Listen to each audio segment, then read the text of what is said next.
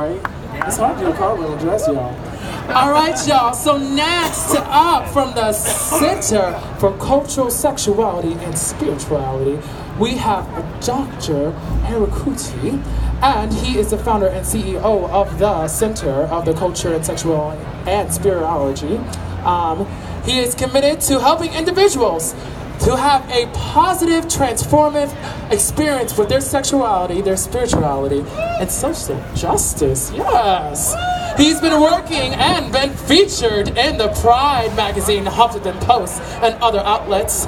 He was ordained, yes, as a priest in the Kemetic tradition through the Temple of White and Gold Lotus. Ooh, the chime of Amen Ra. Yes!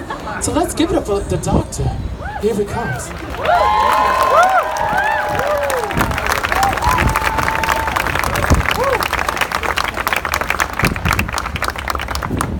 I recognize the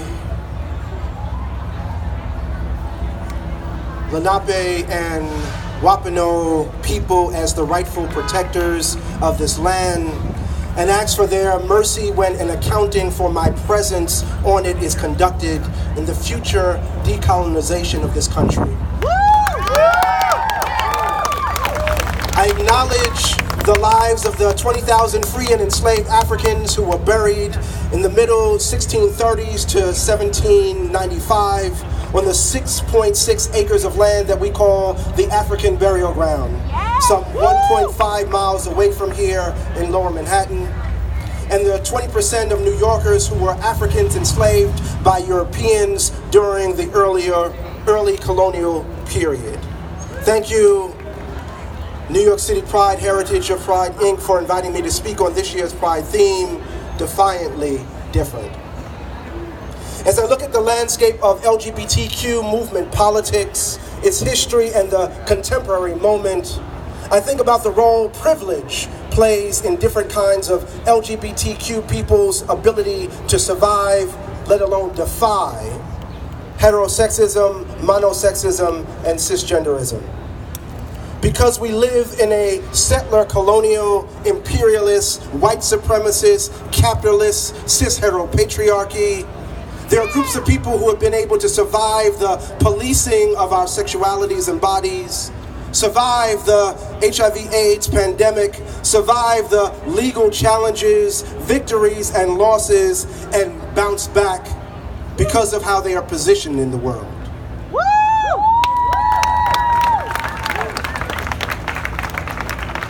For many people racialized as white, the enduring and overwhelming power of racism has had a somewhat neutralizing effect on the force of heterosexism, monosexism, and cisgenderism.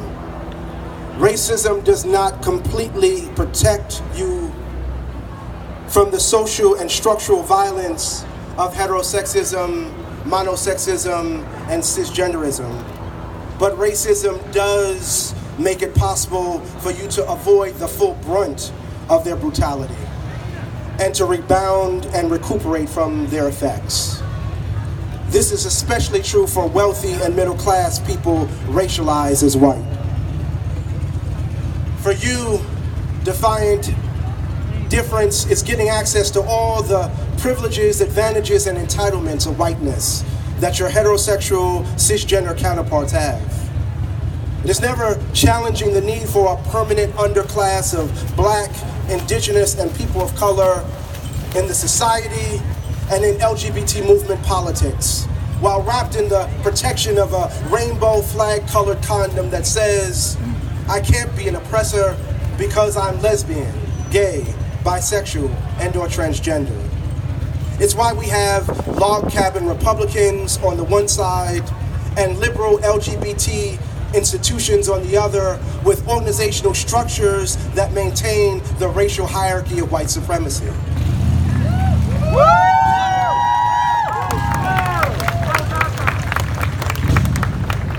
But for Black, Indigenous, and people of color, the full force of heterosexism, monosexism, and cisgenderism is always on you. An ever-present set of forces pulling at your legs to bring you to your knees, choking your neck to squeeze the air out of your body, and covering your mouth to crush your voice. On a daily basis, we confront the devaluing of our relationships, our bodies, our lives, due to white supremacy, white privilege, and white normativity, as much as heterosexism, monosexism, and cisgenderism. Every day we face the reality that someone could attack us because we are queer, a police officer could kill us because we are black, a settler colonizer can rape us because we are indigenous, and an ICE agent could incarcerate us because we are brown. We make up a higher percentage of homeless LGBT youth, people living with HIV, the underemployed and unemployed than our proportion of the population. Black, indigenous, and people of color also have less access to and decision-making authority over the billions of dollars of LGBT-related funds in the rainbow nonprofit industrial complex and the for-profit world of corporate pinkwashing.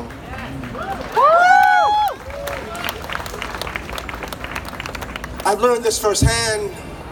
I worked for 2 years as a graduate research assistant at the HIV Center for Clinical and Behavioral Studies at New York State Psychiatric Institute and Columbia University in the early 2000s. Watching people racialized as white financially and professionally benefiting the most from the study of HIV. Over the last 2 years, I worked as a research consultant on a University of Chicago School of Medicine project designed to address health disparities for LGBT people of color, even while I, a black bisexual man, yes, black bisexual men exist. Even while I, a black bisexual man with 2 undergraduate degrees and 3 graduate degrees, including a PhD, couldn't even afford health insurance. Imagine the irony of working on a LGBT people of color health disparity study and not being able to afford health insurance. Shut out from the power centers of mainstream LGBT movement politics because of white supremacy, biphobia, and monosexism, the majority of black bisexual men have nothing to do with pride events, LGBT centers, gay spaces, and LGBT organizations. Since 2017, David J. Cork and I have been producing a documentary about sexual fluidity, manhood, and blackness. We've interviewed men from across the country to document their stories. Several people here today are handing out